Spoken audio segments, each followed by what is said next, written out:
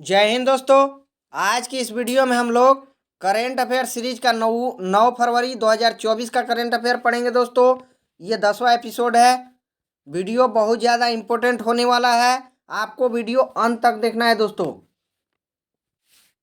पहला प्रश्न है, अंतर्राष्ट्रीय ऊर्जा एजेंसी की रिपोर्ट के अनुसार दुनिया में नवीकरणीय ऊर्जा क्षमता में शीर्ष देश कौन सा है? ये प्रश्न है।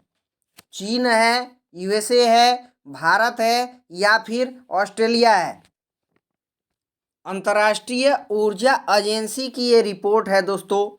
अंतर्राष्ट्रीय ऊर्जा एजेंसी की ये रिपोर्ट है, किससे संबंधित है? तो ये रिन्यूएबल सोर्स ऑफ एनर्जी से संबंधित है। रिन्यूएबल सोर्स ऑफ एनर्जी से संबंधित है, नवीकरणीय ऊर्जा से संबंधित है। नवीकरणीय ऊर्जा आपको ध्यान होना चाहिए, हरित ऊर्जा होता है, स्वच्छ ऊर्जा होता है और ये प्रदूषण रहित होता है दोस्तों। प्रदूषण रहित होता है क्योंकि इसमें फॉसिल फ्यूल्स का प्रयोग नहीं होता है, जैसे पेट्रोलियम हो गया है, कोयला हो गया, ये सब नहीं होता है। ये जो नवीकरणीय ऊर्जा होता है कैसा होता है? जैसे सौर ऊर्जा का हम इस्तेमाल करते हैं, पवन ऊर्जा का इस्तेमाल करते हैं, ये सब रिन्यूएबल सोर्स ऑफ एनर्जी है, मतलब दोबारा हम इनको बना सकते हैं, ये रिन्यू होते हैं। जैसे बारिश का पानी नदी में तो हर साल होता है, तो हर साल हम बिजली तैयार कर सकते हैं पानी से, ये इसका उदाहरण है। ये अंतर्राष्ट्रीय ऊर्जा एजेंसी की रिपोर्ट जारी किया है दोस्तों। इस रिपोर्ट में जो है प्रथम स्थान पर चीन आया है। प्रथम स्थान पर चीन आया है दोस्तों, आपको इस बात का ध्यान रखना है।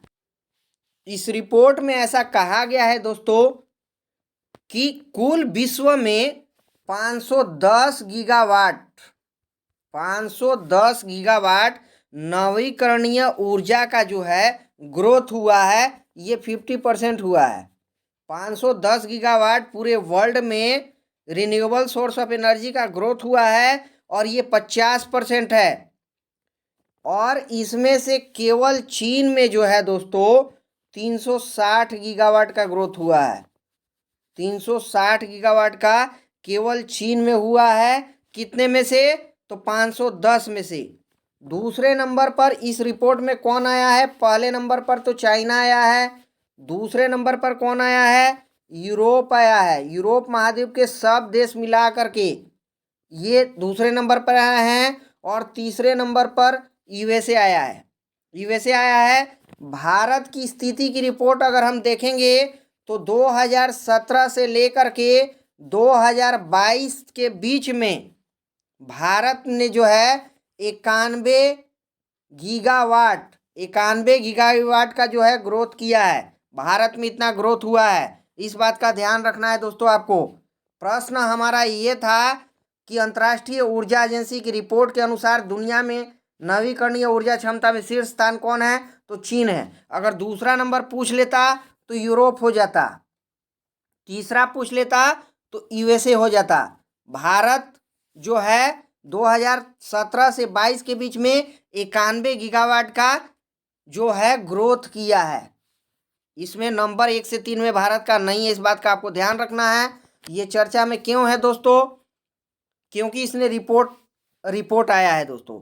आपको कोप 28 बिल्कुल नहीं भूलना है। ये कोप 28 वही है जिसका आयोजन मिस्र के शर्म अल शेख शहर में हुआ था।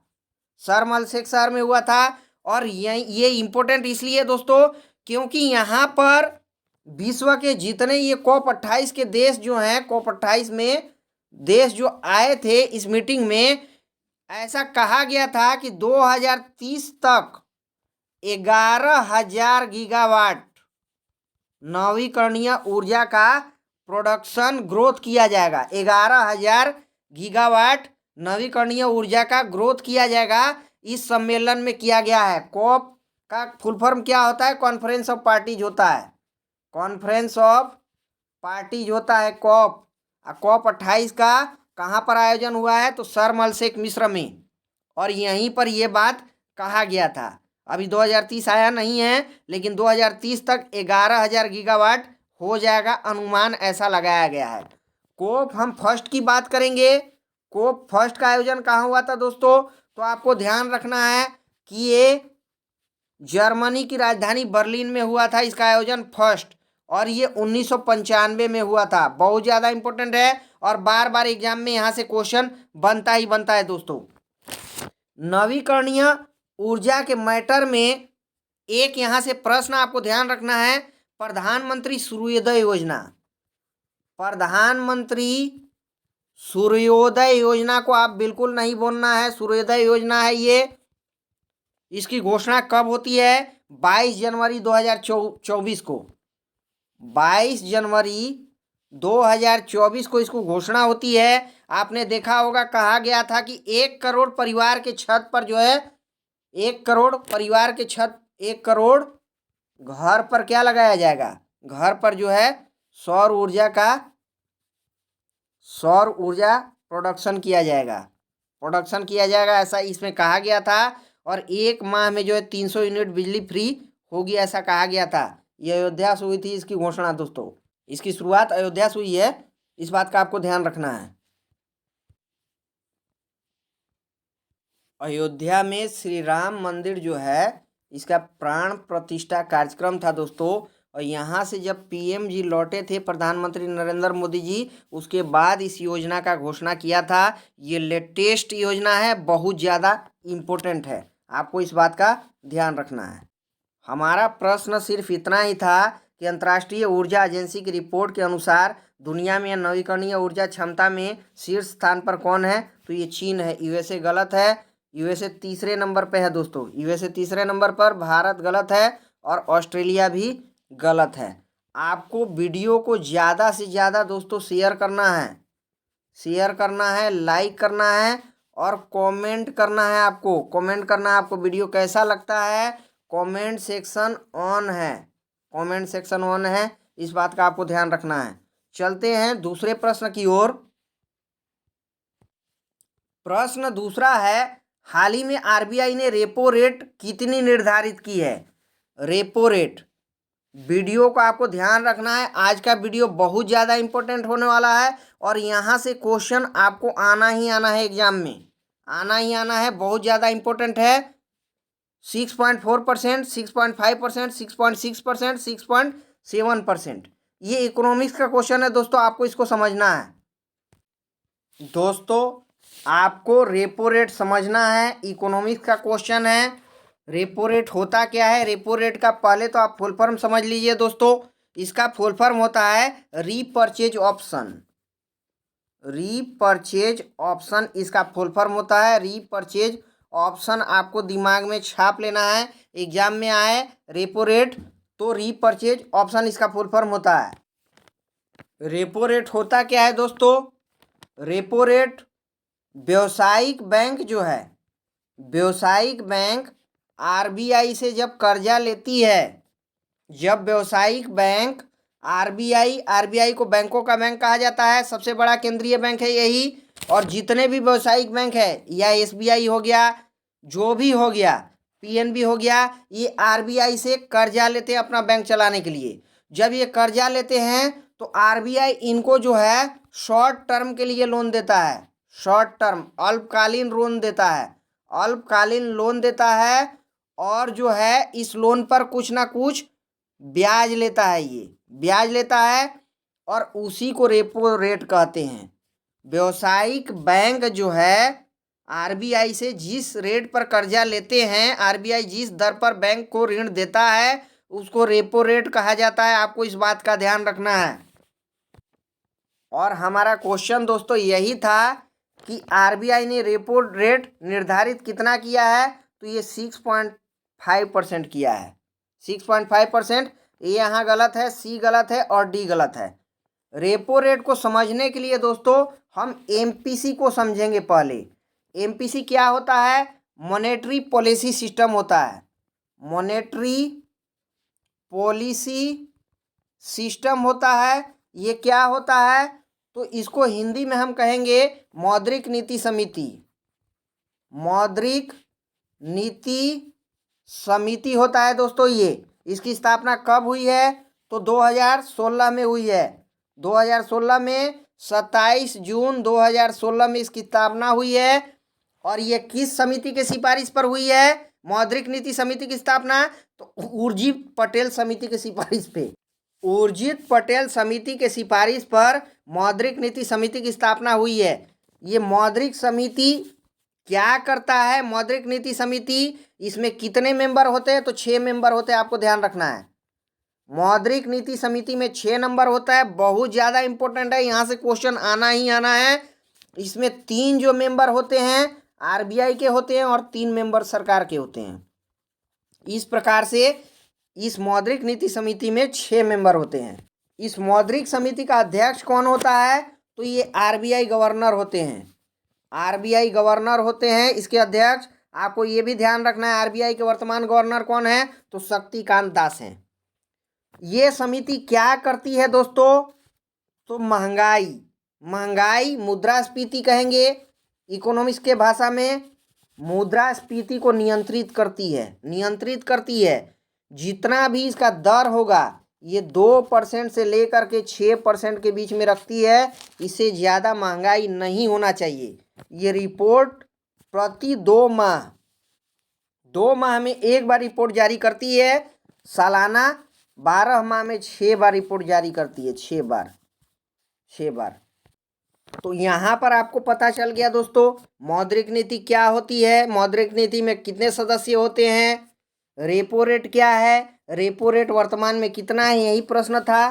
तो एक प्रश्न से आपको जो है 10 प्रश्न यहाँ पर समझाया जा रहा है दोस्तों। वीडियो को ज़्यादा से ज़्यादा आपको शेयर करना है ताकि सभी का फायदा हो, और प्यारा सा आपको एक कमेंट भी साथ में करना है।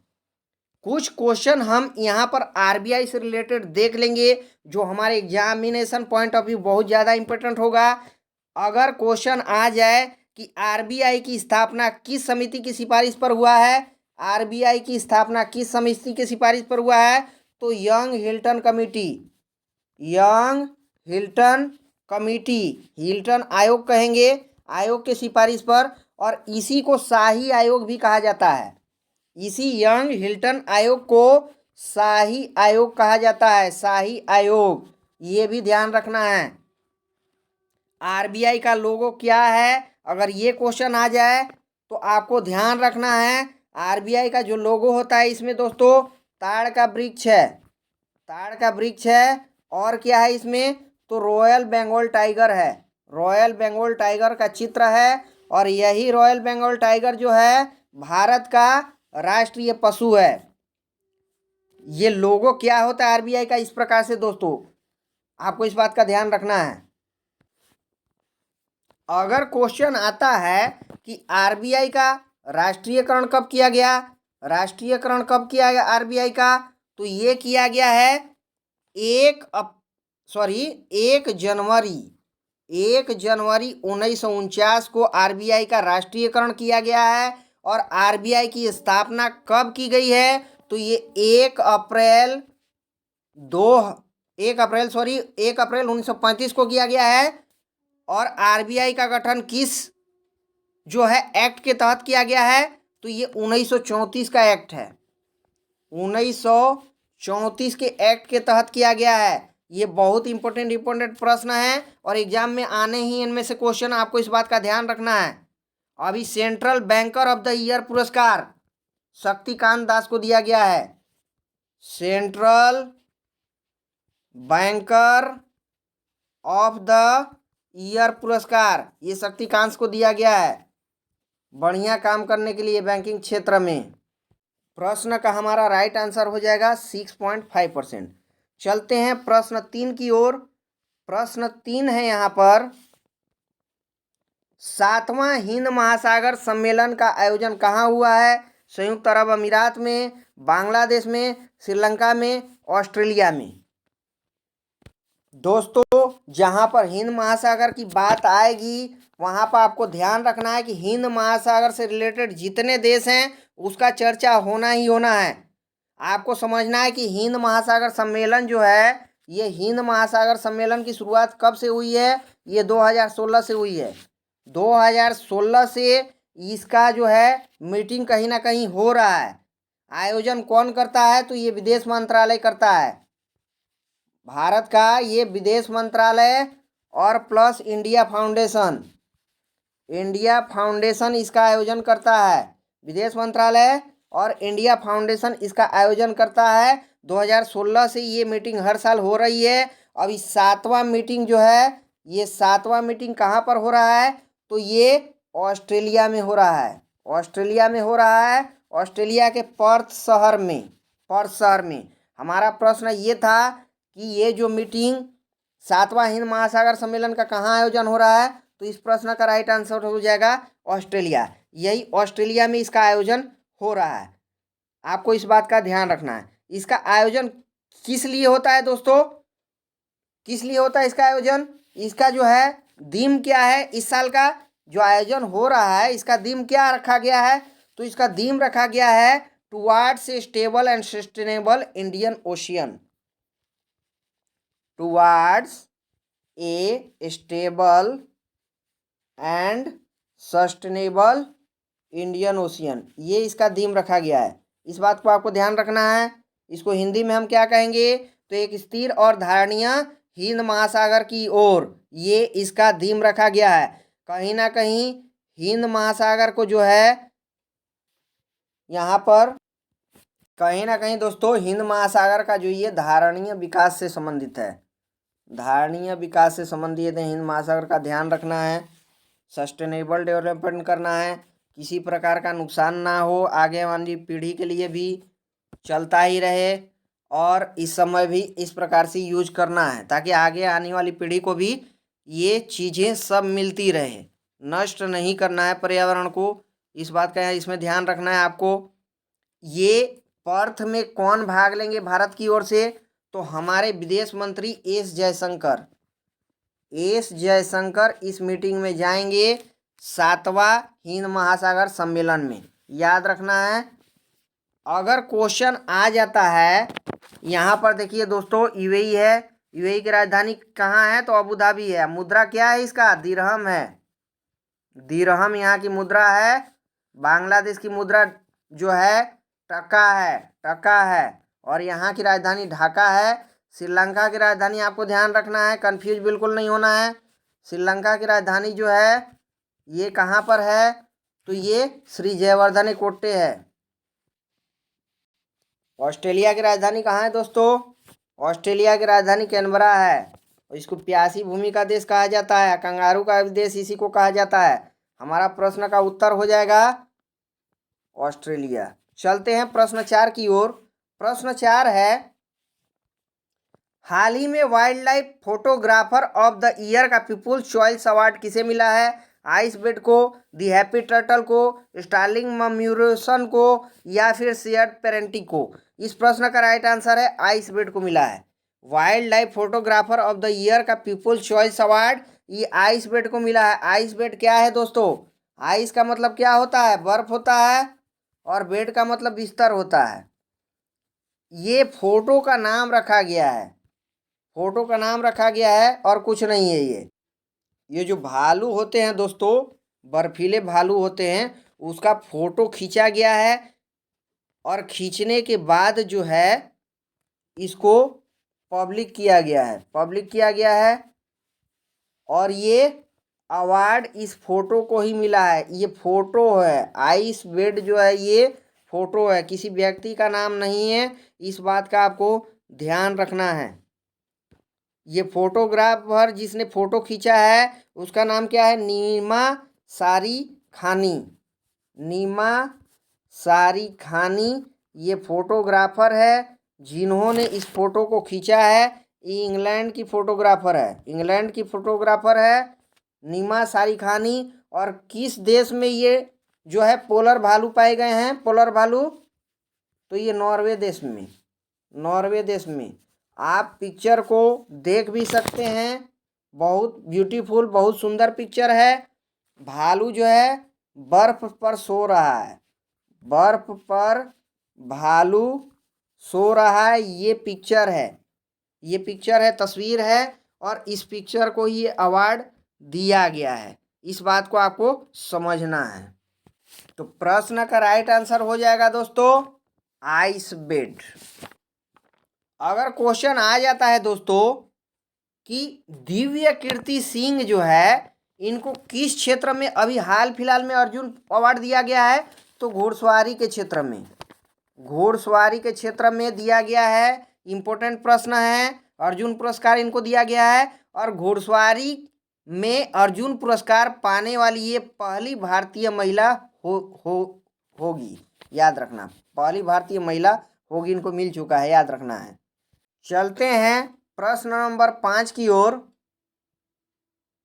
प्रश्न नंबर 5 है, हाल ही में इसरो ने ड्रोन पायलट के प्रशिक्षण और ड्रोन पोर्ट निर्माण के लिए किससे समझौता किया है? केरल से, तेलंगाना से, कर्नाटक से या फिर गोवा से? ये दोस्तों किया है तेलंगाना से। तेलंगाना में सरकार आप देखते हैं दोस्तों, नई सरकार बनी है जिसके सीएम जो है ये रेवंत रेड्डी हैं, रेवंत रेड्डी हैं और गवर्नर जो है यहाँ के तमिलसाई सौंदरराजन हैं, तमिलसाई सौंदरराजन हैं।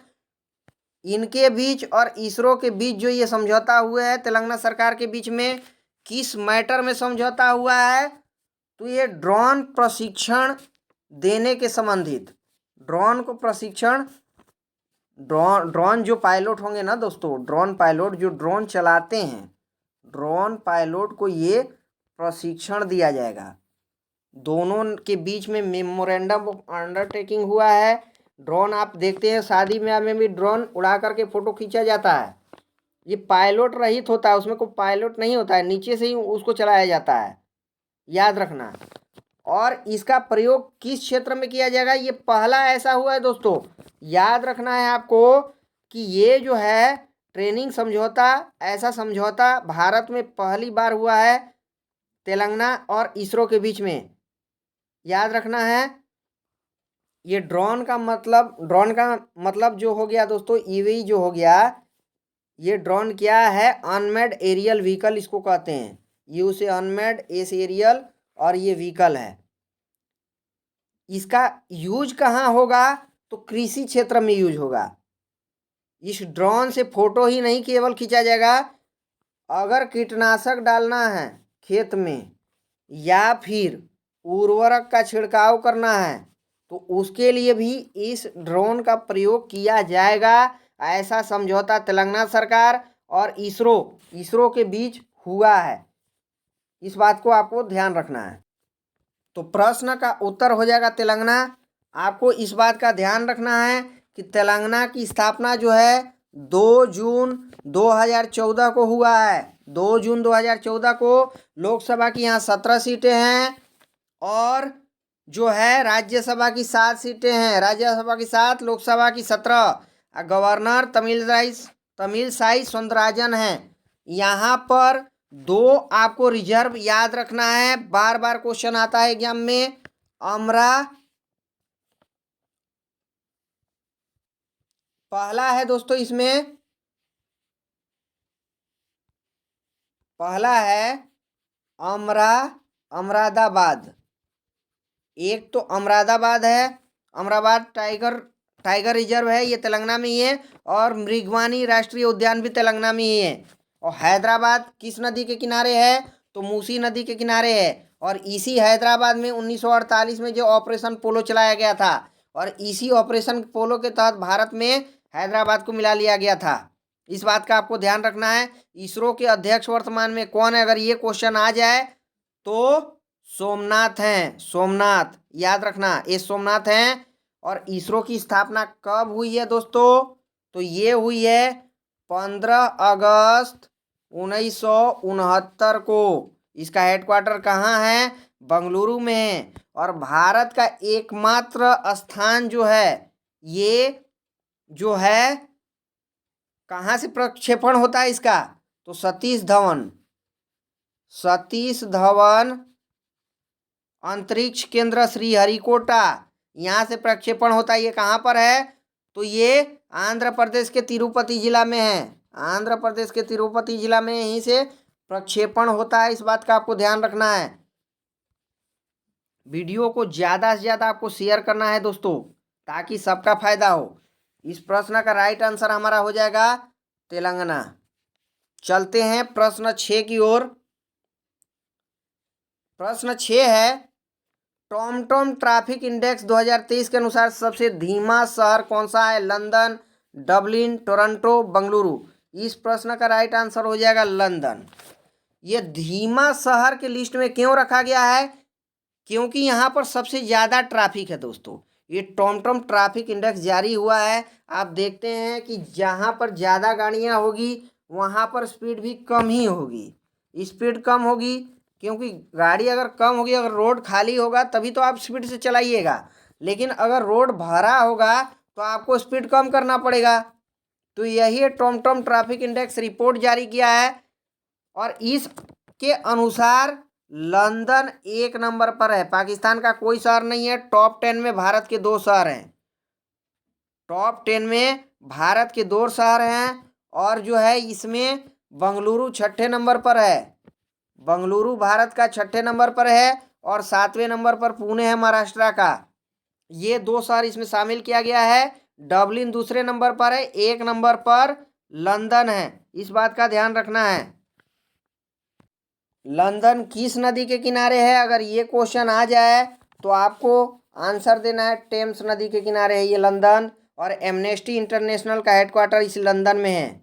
ब्रुसेल्स जो है दोस्तों, ब्रुसेल्स ऑस्ट्रिया की राजधानी है और यहाँ पर यूरोपियन यूनियन का और नाटो का, यूरोपियन यूनियन और नाटो दोनों का हेडक्वार्टर है। ये भी आपको ध्यान रखना है, बहुत ज़्यादा इंपॉर्टेंट प्रश्न है दोस्तों। कुछ यहाँ पर जो है रिपोर्ट्स हम इंडेक्स देख लेंगे दोस्तों। लेटेस्ट इंडेक्स बहुत ज़्यादा इंपॉर्टेंट है। ग्लोबल जेंडर इंडेक्स में भारत का स्थान कितना है? तो 127 है। हंगर इंडेक्स में भुखमरी में 111 है 2023 के अनुसार। शांति सूचकांक में भारत का स्थान 126 है और खुशहाली में भी 126 है। ये भी आपको ध्यान रखना है। क्लाइमेट चेंज में 7वां स्थान है भारत का। 1 से 3 स्थान पर कोई नहीं है, ब्लैंक है। भारत का 7वां स्थान है। क्लाइमेट चेंज में 7वां स्थान भारत का है। प्रेस फ्रीडम इंडेक्स में भारत का कितना स्थान है? तो प्रेस फ्रीडम इंडेक्स में 161वां स्थान है भारत का। इस बात को आपको ध्यान रखना है। चलते हैं अगले प्रश्न की ओर। प्रश्न नंबर 7 है, वाटर डाइजेस्ट विश्व जल पुरस्कार 2023-24 के तहत जल योद्धा पुरस्कार किसे मिला है? जल योद्धा पुरस्कार नोएडा प्राधिकरण, सूरत प्राधिकरण, इंदौर प्राधिकरण, अयोध्या प्राधिकरण। इस प्रश्न का राइट आंसर हो जाएगा नोएडा प्राधिकरण। नोएडा प्राधिकरण को जो है विश्व जल पुरस्कार 2023-24 से सम्मानित किया गया है। जल योद्धा पुरस्कार इसका नाम है। ये किसने दिया है दोस्तों पुरस्कार? तो हमारे जल शक्ति मंत्री गजेंद्र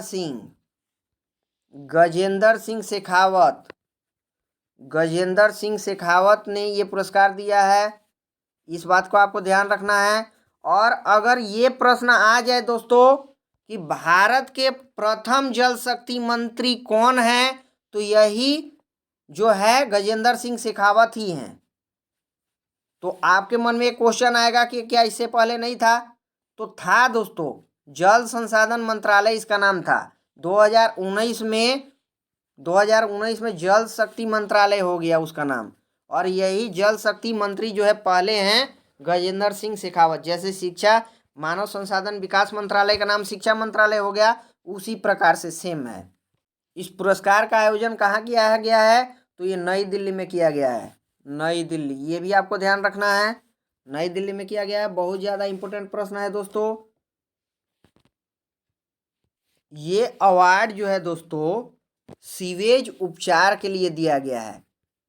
सीवेज उपचार के लिए दिया गया है और पानी का रीयूज करने के लिए दिया गया है। पानी का बेहतरीन ढंग से रीयूज करने के लिए दिया गया है। सीवेज उपचार के लिए दिया गया है। ये काम बढ़िया कौन किया है? तो नोएडा प्राधिकरण। नोएडा इंडस्ट्रियल एरिया है दोस्तों। आपको ध्यान रखना है कि इस नोएडा का फुल फॉर्म जो होता है ये होता है दोस्तों एन से जो हो जाएगा। आपको इस बात का ध्यान रखना है कि एन से न्यू होगा, ओ से ओखला हो जाएगा, आई से इंडस्ट्रियल हो जाएगा, डी से डेवलपमेंट हो जाएगा और ए से अथॉरिटी हो जाएगा। New Okhla industrial development authority होता है इसका फुल फॉर्म, और इसी को ये अवार्ड से सम्मानित किया गया है। यही नोएडा है दोस्तों। नोएडा में जो है ग्रेटर नोएडा में मोटो जीपी रेस अभी आयोजन हुआ था अभी हाल फिलहाल में ही, जिसमें इटली के जो है मार्को बेचेजी विजेता रहे हैं। मार्को बेचेजी इटली के यही विजेता रहे हैं, इटली के थे।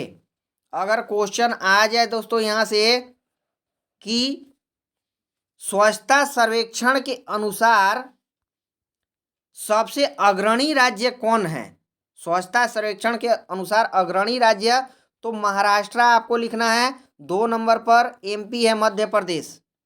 अगर यही क्वेश्चन पूछ लेगा कि स्वच्छता सर्वेक्षण के अनुसार शहर में पहला स्थान किसका है, तब आएगा इंदौर, और अब बन चुका है इंदौर प्लस सूरत, दोनों शहर का नाम आ जाएगा, ऑप्शन में दोनों आएगा।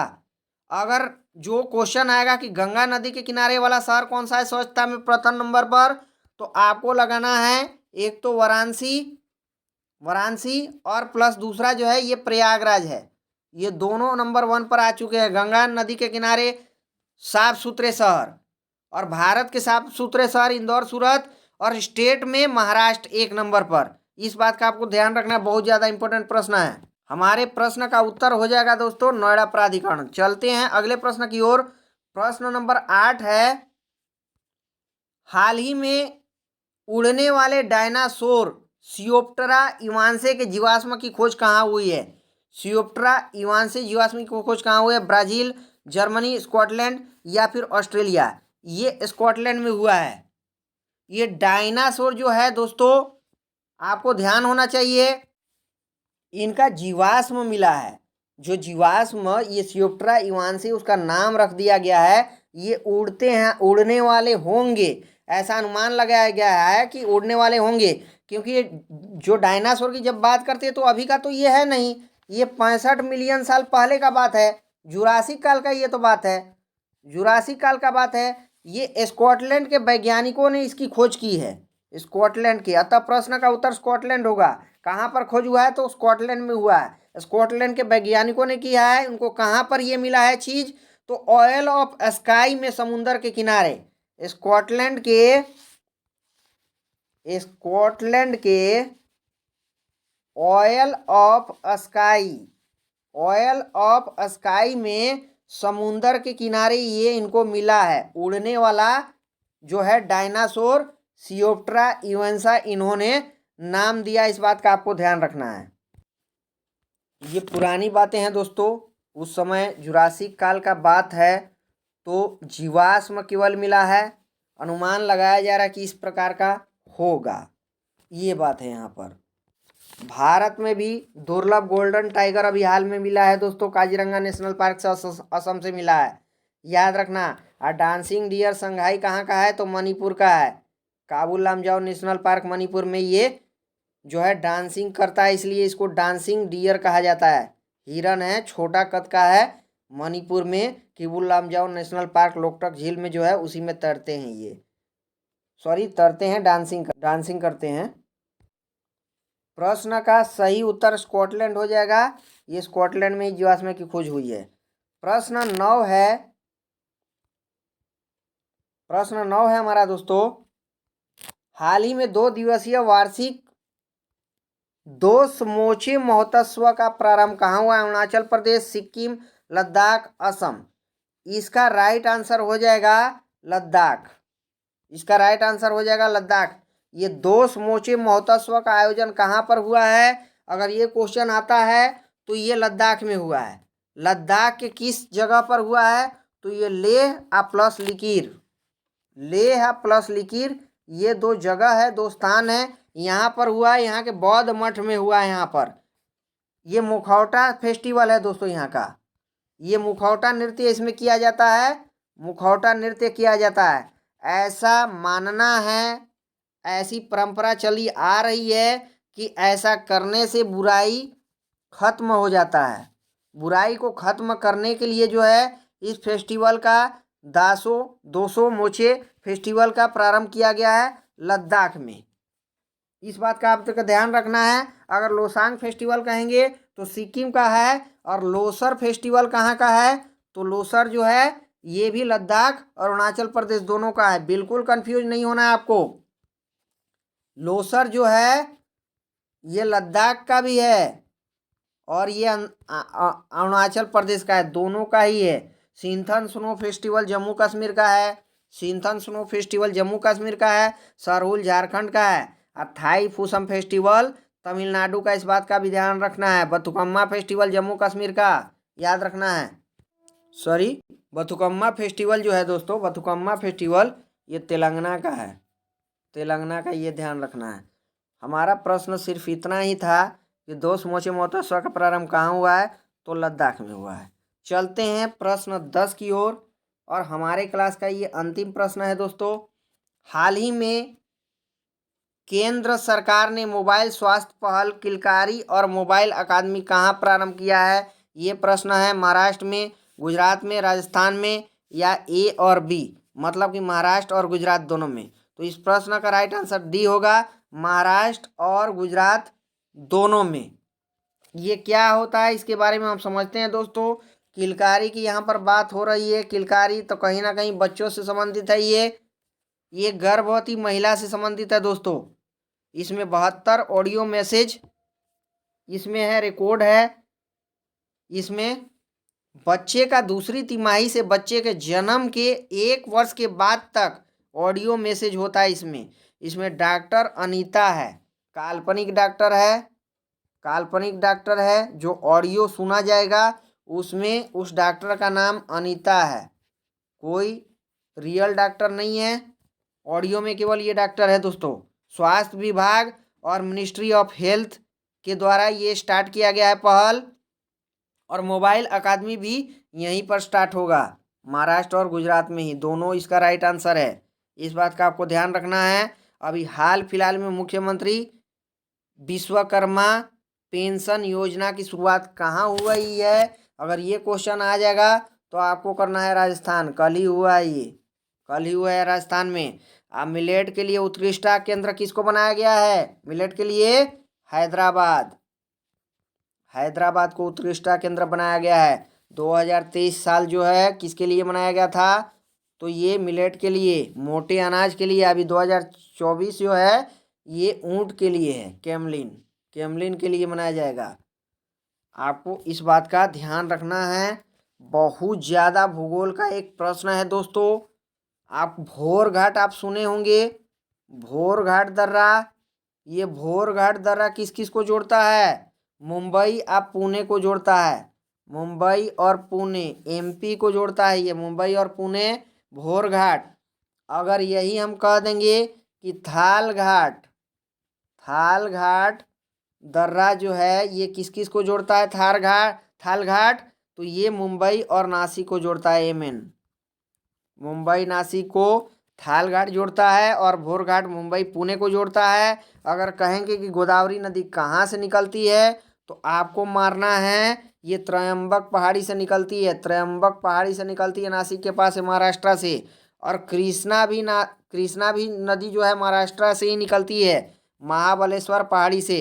हमारा प्रश्न केवल इतना ही था दोस्तों कि केंद्र सरकार ने मोबाइल स्वास्थ्य पथ किलकारी और मोबाइल अकादमी कहाँ प्रारंभ किया है? तो ये महाराष्ट्र और गुजरात में किया है। दोस्तों आपको वीडियो ज़्यादा से ज़्यादा शेयर करना है। पहली बात, आपको 3 काम करना है। दूसरी बात जो है, वीडियो शेयर करना है, वीडियो को लाइक करना है आपको, और जो है चैनल को अगर सब्सक्राइब नहीं किए हैं तो चैनल सब्सक्राइब करना है, सब्सक्राइब करना है। चौथा भी आपको काम करना है दोस्तों, एक प्यारा सा कमेंट वीडियो के बारे में आपको करना है, ताकि हमको भी मोटिवेशन मिले। थैंक यू दोस्तों।